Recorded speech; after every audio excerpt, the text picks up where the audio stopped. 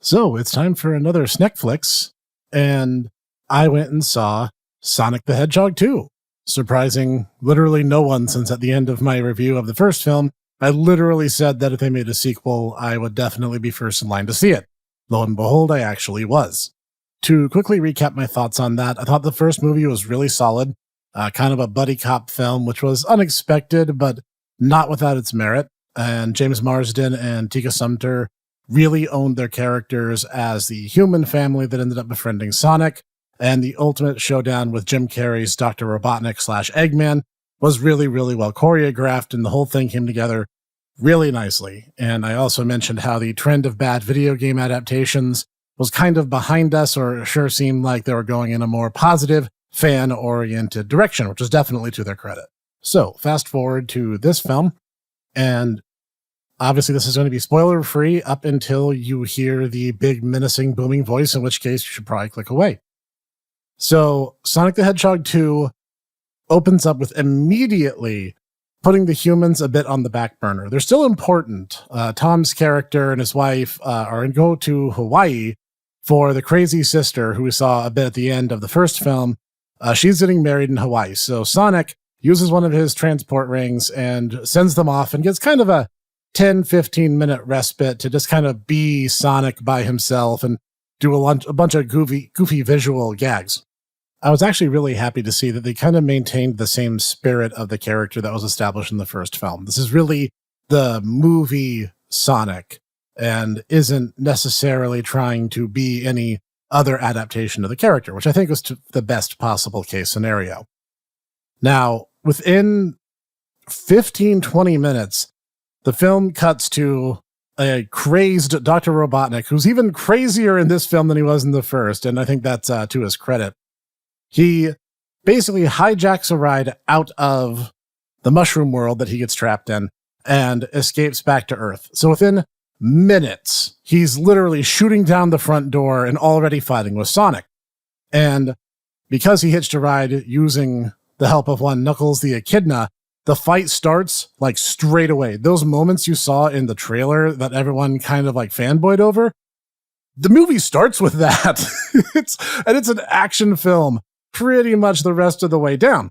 Now, it's not to say that there's not moments of levity and moments of character development. There actually are, and I think they actually take what the first film had laid down and actually used it the best they possibly could. So, like, right out of the gate, you have Sonic versus Knuckles, and you see that they have similar powers, but they emphasize different abilities. Knuckles is more brute strength. They actually kind of design him like a shorter version of his Sonic Boom design, where he has the broader shoulders and the more barrel-chested thing going on. They animate him really well. He really looks like the character he's supposed to be, which is what all of us fans had hoped for. And Tails shows up like immediately after hijacking a car and using all these gadgets, because Tails is the Tinkerer, and they really play that up, and I love that. So Tails saves Sonic and introduces himself and explains, like, I've been seeing everything that's been going on Earth ever since the incident on the baseball field, which was a big pivotal moment in the first film. And Sonic is just like, well, you've been watching me? And there's this bit I absolutely adore where he's like, you've been watching me even in the shower? And Tails shoots back, haha, you would take bubble baths. And Sonic's like, man, you're good. And it leads to the scene fairly early on that Sonic got this map from Longclaw, kind of showing the general vicinity of this region of the universe, apparently. And Tails says, the reason Knuckles is after you, Knuckles is this really well-known, really well-established warrior throughout and he has like this huge rap sheet of people he's beaten in direct combat. And the reason he's after Sonic is because he believes that Sonic knows the location of the Master. And Sonic is like, that's impossible. The Master Emerald is a fairy tale. It's like something you tell little kids about when you're putting them to sleep at night. And Tails is like, well, the Owls and the Echidnas had this war. And it actually ties back to that very first scene that I got so hyped about in the first film. And it all ties back together. And they did such a good job really maintaining that continuity. We then get to have this kind of Obi-Wan Kenobi moment where the map has this hologram message left by Longclaw. And she implores Sonic that he needs to find the Master Emerald. And part of the reason why Earth was so significant in the first place is that was actually where the Master Emerald was last seen. So Sonic and Tails start globe hopping like immediately, and they head to Siberia, which is where they're supposed to be able to find the compass that will lead the way to the Master Emerald. And I'm not going to spoil this bit, even though it's fairly early in the film. It's really funny. It may go on, I think it maybe goes on a little longer than it should have, but it's really funny and I enjoyed it. And it also shows Sonic and Tails kind of bonding as friends. And it's the first time Sonic, even though he's a few years older than Tails and Tails says as much, it's still a matter of like, Tails gets to meet his hero and Sonic is like, yeah, no, we're friends. We're buddies now. And that's great. And Tails just kind of has like, oh man, we're friends. That's great. It's very wholesome. It's very heartfelt. And that's one of those things I mentioned in my review of the first film was going into it. You were not expecting a lot of heart and warmth, but there actually is. And they have it in spades. They do a great job with that. In fact, that's one of the things I really want to praise the movie with, because we get these fly on the wall moments with Robotnik and Agent Stone.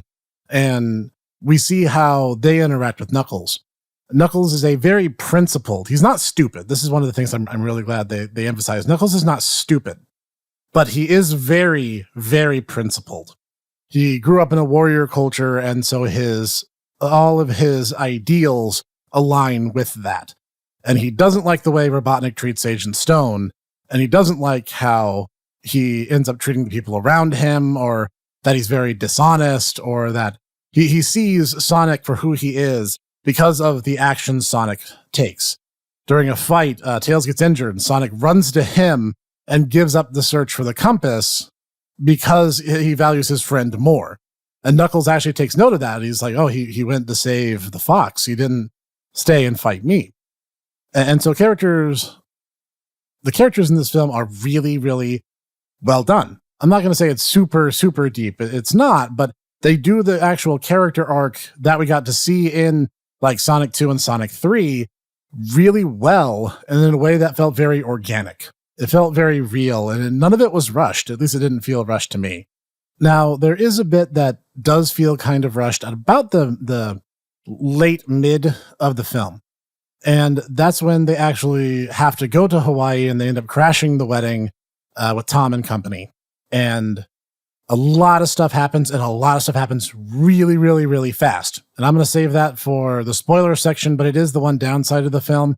This part happens very rapidly, and there's not much time for character development during those bits. So a lot of the human characters in particular feel kind of like dead weight, and some are definitely more important with others. Obviously, James Marsden and Tika Sumter's characters up and away being the most vital, and especially as they're there for the final leg of the film, and a lot of the other characters just aren't.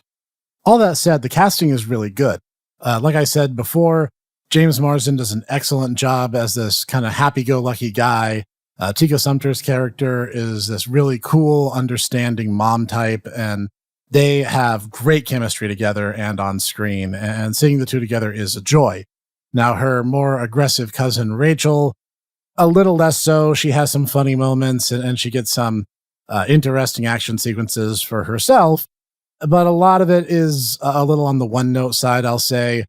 Rachel's entire character story and all that ends up being very ancillary to the Master Emerald story and some other stuff I'll touch on later. But overall, the main characters are right where they need to be. Sonic, Tails, and Knuckles are an A line, and Tom and company very much the B plot line, though the B plot line is entertaining in its own right, and I'm not going to take that away from them because everyone in this film does a great job. And speaking of great jobs, the action sequences in this movie are fantastic. The one that you see little bits and pieces of in the teaser trailer where Sonic is interrupting an armored car hijacking is like within the first 10 minutes of the film, and it's immensely entertaining, and it really shows that Sonic wants to be the hero that many have already started making him out as being. He wants to do good. He wants to have a place in the world doing something significant, and it reflects on his character throughout the rest of the film. The action sequences are just crazy. The effects are great, especially because they do a really nice touch with the color coding. This is yellow and Knuckles, this is red. And it was just really, really fun and very entertaining to watch these different moments as the characters repeatedly come to blows and have moments where they have to work together. It's just really, really good stuff. Overall, I would say this is superior to the first Sonic the Hedgehog film. I still say you should see it because it provides a lot of groundwork that this movie builds upon. The continuity is there, and the first film is still good. And I'm never going to say that it's not. But the second film is just that much better. Go and see it if you haven't already. You owe it to yourself. It's that good. Warning. It is a non-stop spoiler onslaught going forward. Abandon all pretenses, ye who enter here. All right, spoiler section. So I mentioned the Master Emerald is the primary MacGuffin, and it is. But the story has a lot of heavy lifting to do because it wants to introduce a lot of elements really, really quickly. For instance, there's a bit where Sonic actually loses a lot of his transport rings during the battle in Siberia.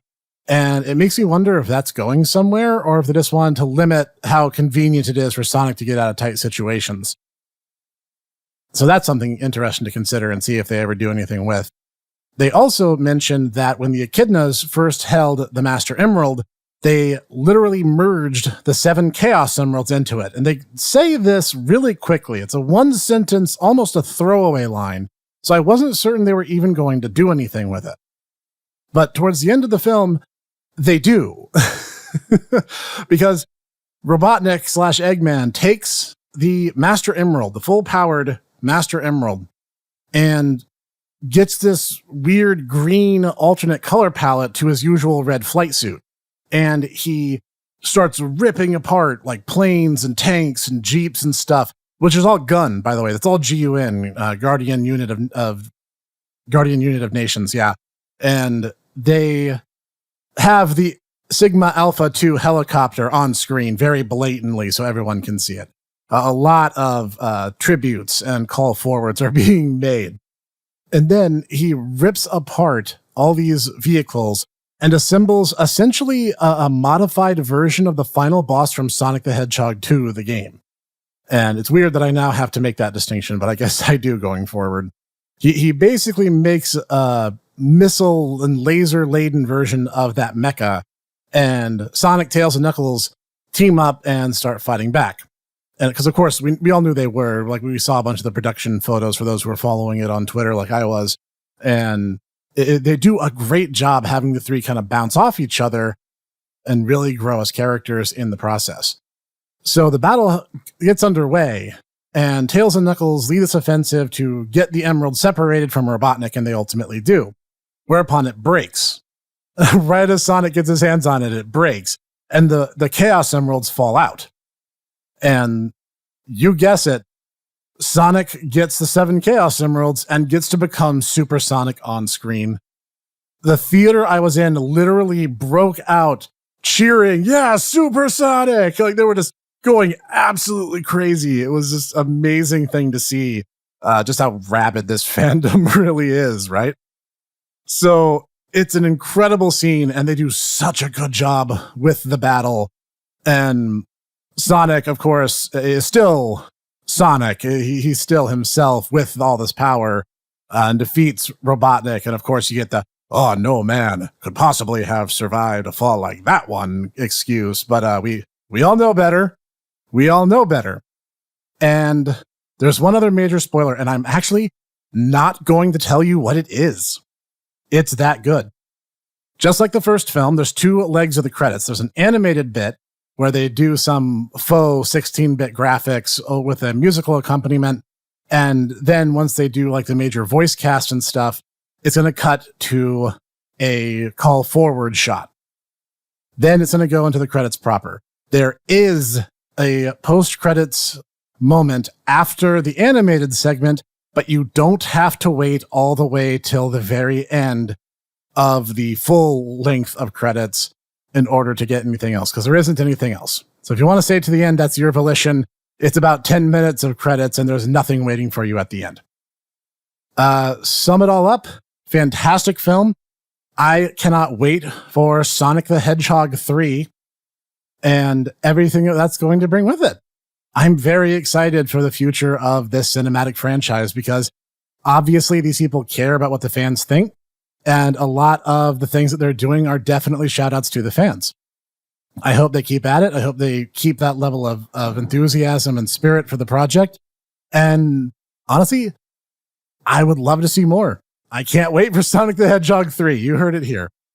And this is the Hipster Snek signing off.